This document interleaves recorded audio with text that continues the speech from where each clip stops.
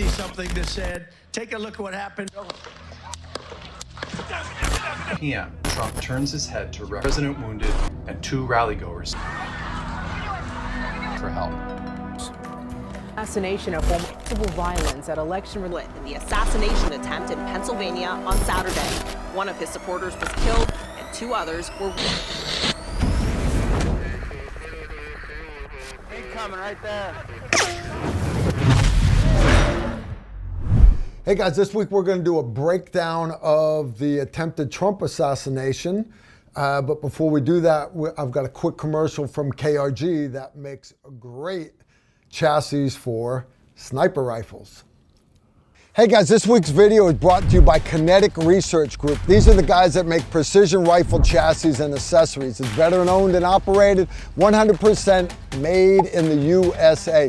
They focus on comfortable ergonomics and modularity. Right, they offer inlets for Remington 700 like this rifle right here, the Tikka T3, the Howa, the Ruger American, Savage, and others, right? Their main line of general purpose chassis is the Whiskey 3, that's this badass rifle right here. They've also got the X-Ray and the Bravo.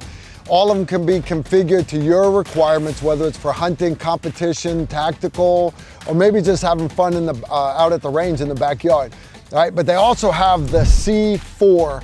The C4, that's their purpose-built competition model, right? And then they've got a handful of others that are rimfire specific options. KRG strives to offer the highest level of quality, the best ergonomics, and the most useful features, all at different price points. And if you're interested, you can check them out at their website, kineticresearchgroup.com or krg-ops.com.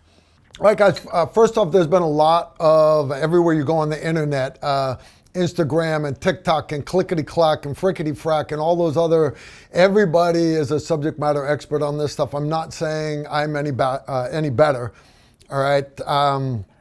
One thing I will say is I have a sniper background. I did 25 years in the military. I was a Green Beret. But I was also the master sniper for my unit in a special mission unit that specialized in hostage rescue. But from time to time, we would often work with the Secret Service. For example, in Baghdad, when we had one deployment, we actually did it twice in the same deployment. It was once when Rumsfeld came in, another time when Vice President Cheney came in. You understand, you get high-level visitors, the Secret Service just does not have enough staff. They don't. So you plus them up with the subject matter experts that you have available. For example, so we would take the SEAL snipers and we would plug them out wherever they were going to be. I remember, I want to say it was 2007, I was in charge of the CSAR package that traveled with them wherever they flew in the helicopters. If their bird went down, my job was to take my team, land near them, and I don't know, Dick Cheney, for example, we had to have a quickie saw with a diamond blade to cut him out of the bird because he couldn't fit out the pop-out windows on a Blackhawk. Not saying he's robust, I'm saying he is a large personality. All right, so anyways, I have done 4 sniper schools. I don't know how many precision rifle and law enforcement sniper schools. I've done this a lot. I've done it a lot. And when you start looking through the different pictures, the famous picture of Trump holding up his pumping his fist and everything, blood coming across his face, understand that's an iconic historic picture right there forever. But there's a lot that went on here, and I wasn't going to say anything. I wasn't going to do a video, but there's so many people putting out one-sided arguments and putting political spins, and they did this on purpose, or, you know, like Hillary's pissed off because he missed. I got that.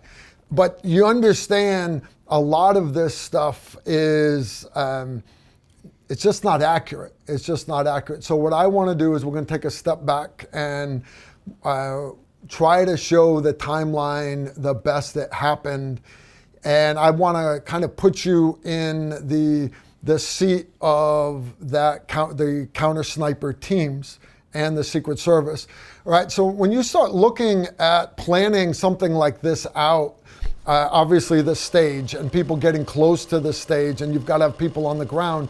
You've got people that are, they've got the mirrored sunglasses and the suit jackets and the body armor, and your principal's wearing titanium body armor, and you've got all this going on. Your biggest threat is up close to the stage.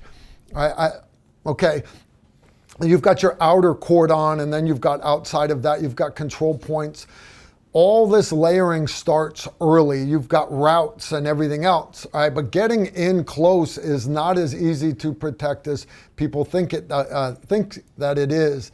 All right, I'm gonna roll through a couple more pictures here. Where they chose this location was an area that they could basically control easier. All right, it was what we call a permissive environment. It wasn't in a bad neighborhood. It wasn't around a lot of anti-Trump places, okay? And there were very few rooftops nearby. And not so much just rooftops, but windows. It is easier to hide inside of a building, back inside of a room, crack that window a little bit, pulling exhaust vents out of sides of air conditioner things so that you've got a small loophole to shoot through. There's so much tradecraft that snipers use to get shots on people that when you start looking at it from a counter sniper standpoint, there's a lot of things that they have to deal with. All right, I'm going to scroll through a couple more here. And there's so many good animations. I saw one that broke it down, the actual trajectory of the bullet, and they each shot, and they've got it timed, and they show the little video clip in the bottom so that you can hear the live audio on it. And they run the trajectories of the bullets. That's awesome. It's great animation. But again, part of it you're not taking away is how small this is, but also how much is going on. You've got thousands of people moving and milling around and walking around and doing this and doing that.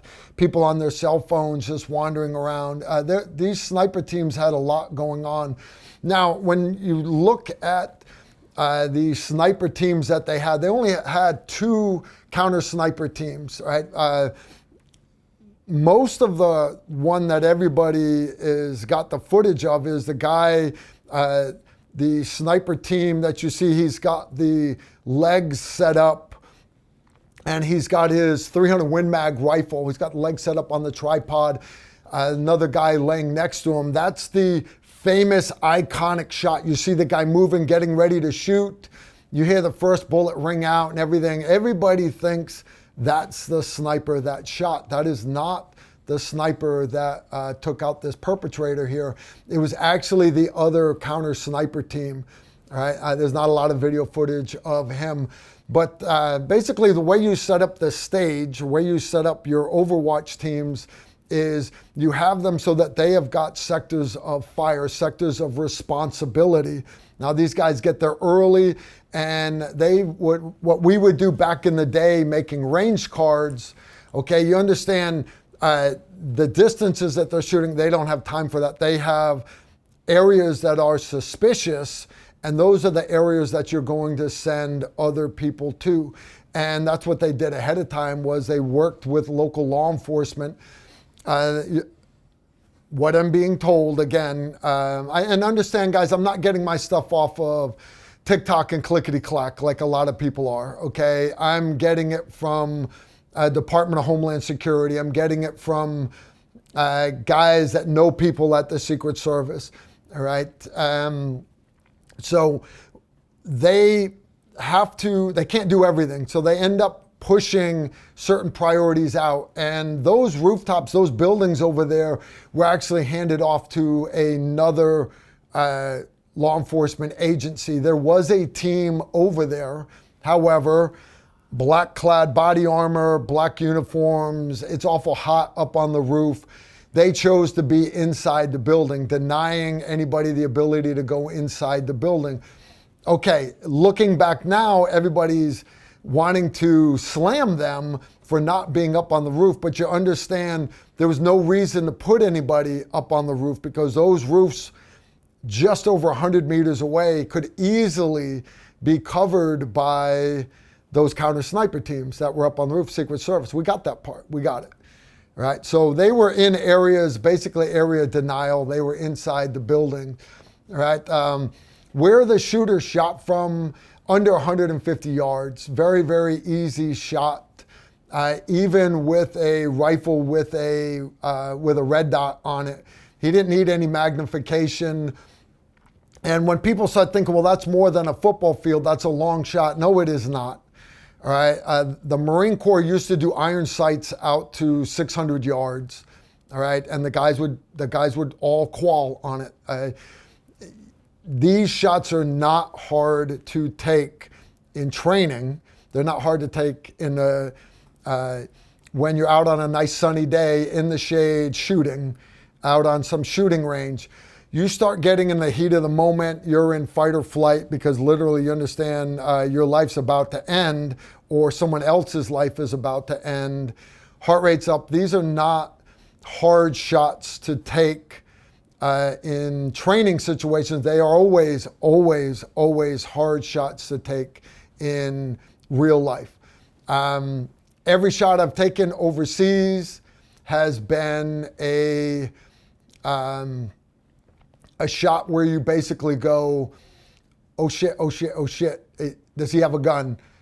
Oh shit, is that a gun? Oh shit, that's a gun. Oh shit, is this really happening? Oh shit, oh shit, oh shit. And but you end up doing what needs to happen, all right? So anyways, you look where these two teams were. They had large sectors of fire to cover, but understand their jobs weren't just to cover that roof.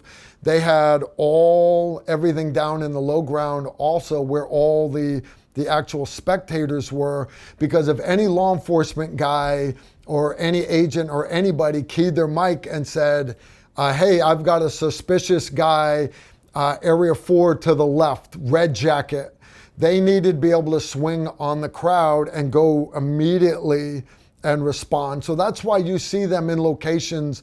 They're not out because they want to be out in the hot sun. They're out because they need to be able to spin and cover a very, very large areas, guys. I'm going to get to the timeline here. We're going to go step by step up. Before we do that, we're going to break for a quick commercial.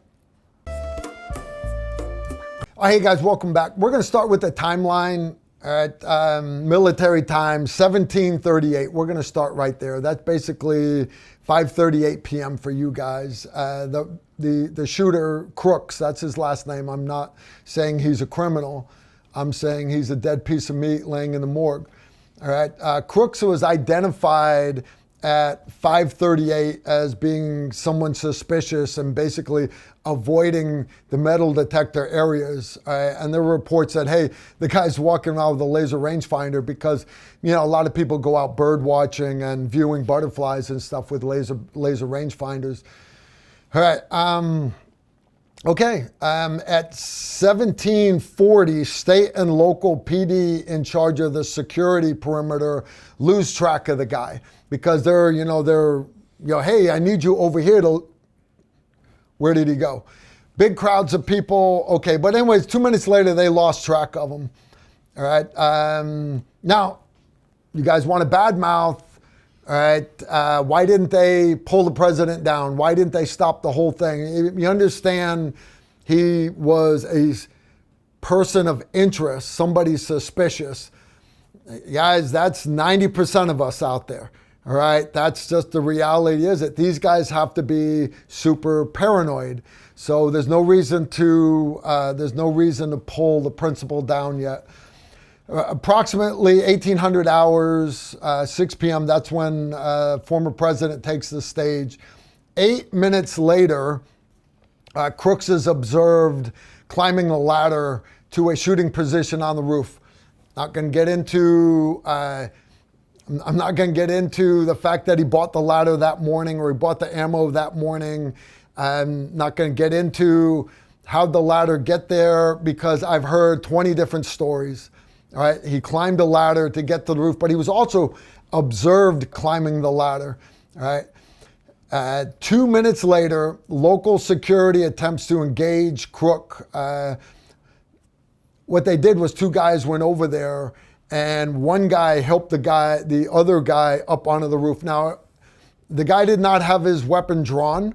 All right, a lot of people are not comfortable with heights going up onto a one-story roof like that. I would say that I would have my pistol out, but if I didn't trust the guy helping me get up, I probably wouldn't have had it out. But basically what ends up happening is the law enforcement guy grabbed the roof, and as he's getting up, again, no weapon drawn, Crooks actually heard the movement, rolled over with his AR, pointed his AR at the law enforcement officer, who immediately dropped down. Why did he drop down?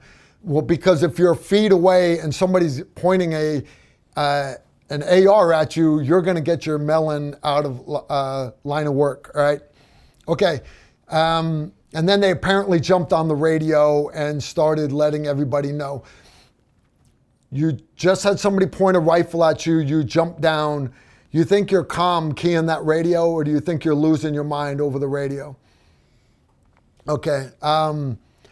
At that exact moment, again, we are at 1810, 6:10 p.m.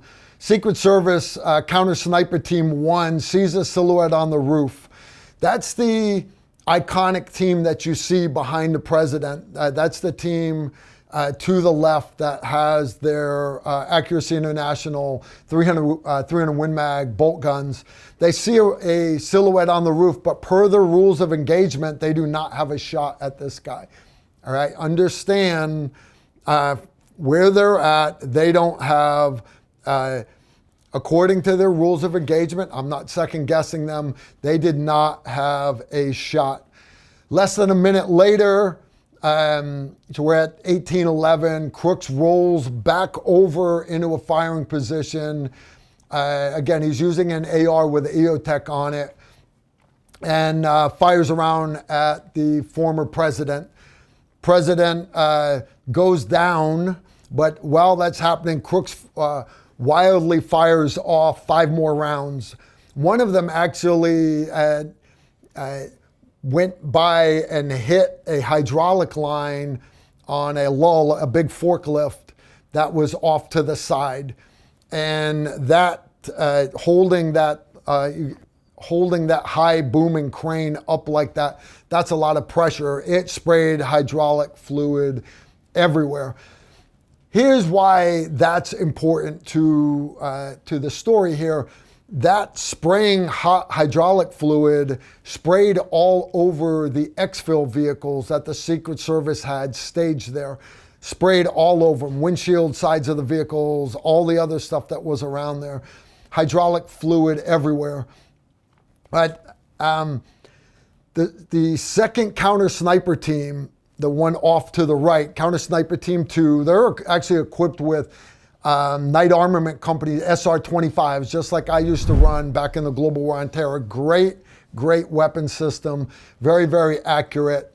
In 308, they had a much better view than Sniper Team 1. They immediately took the shot on Crooks, but the rounds had already gone off. Crooks is immediately interdicted and is no longer a problem to anybody. All right, not going to bash the Secret Service personal security team that was there. I understand hindsight. Everybody's like, we should have had taller people. We should have had this. We should have had that. I don't care. Your job guarding the principal, as soon as rounds fly, you body bunker them, because it doesn't matter the body armor that your principal is wearing. His head and everything is not protected. You need to get him down, body bunker him, move him to the exfil vehicle. I don't think that was done smoothly at all. I don't think that it's anything that your principal will allow you to rehearse often enough. Definitely not. Everybody's in fight or flight. Everybody's losing their minds. There could have been, it doesn't matter that the call had gone over the radio, shooters down, because who's to say there wasn't more than one shooter? Who's to say this wasn't a complex assault involving IEDs or rocket-propelled grenades, or you understand, it could have started with a single shot and then been multi-layered. This could have grown into a full-scale gun battle. It didn't, but you understand the Secret Service has to, they have to be ready for that. So they end up moved him to the exfil vehicle, but understand, as soon as they get to the exfil vehicle, it is completely not like how we left it. That's not how we left this vehicle. Now, all of a sudden, the vehicle is covered with something. They didn't see the hydraulic fluid being sprayed on it. So now, all of a sudden, the vehicle is covered with oil, which if you've ever tried cleaning gun oil or hydraulic fluid off of windows of vehicles, all it does is smear it. Your windshield wipers aren't going to do it, right? So looking and saying, why was there such a delay? They're supposed to toss them in the vehicle and that vehicle should haul ass off. You understand, getting them there, it's like, do we want to use this vehicle or do we want to bump to another vehicle? Well, this is the only vehicle that's up armored like a tank, all right? Yes, we're going to use this vehicle, but you understand there's a lot going on that the media commentators and all the subject matter experts and armchair generals on the internet and social media, you know, they're just slamming these guys, right?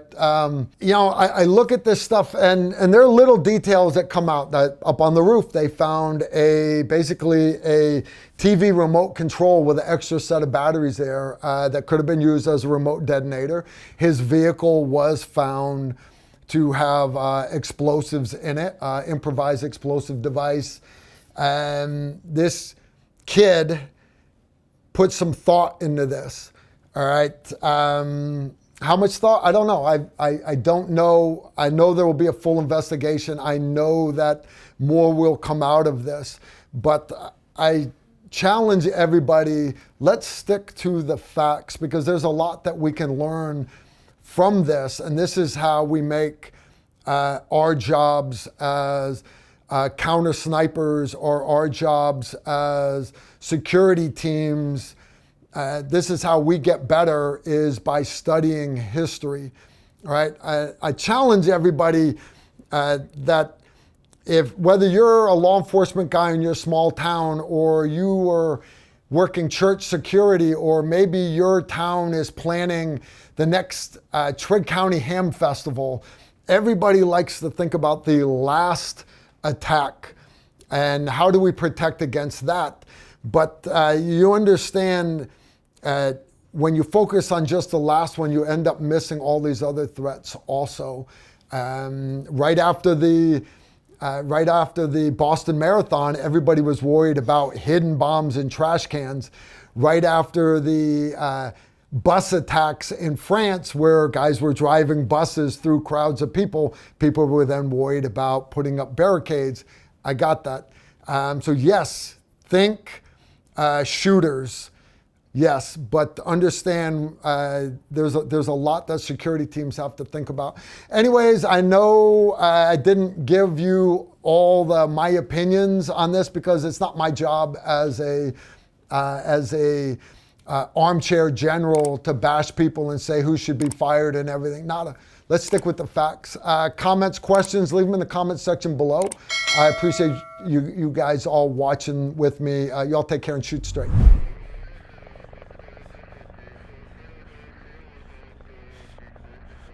If you like this video, make sure to like, comment, and subscribe. Also, make sure you follow us on Facebook, Instagram, and Twitter so you don't miss out on anything.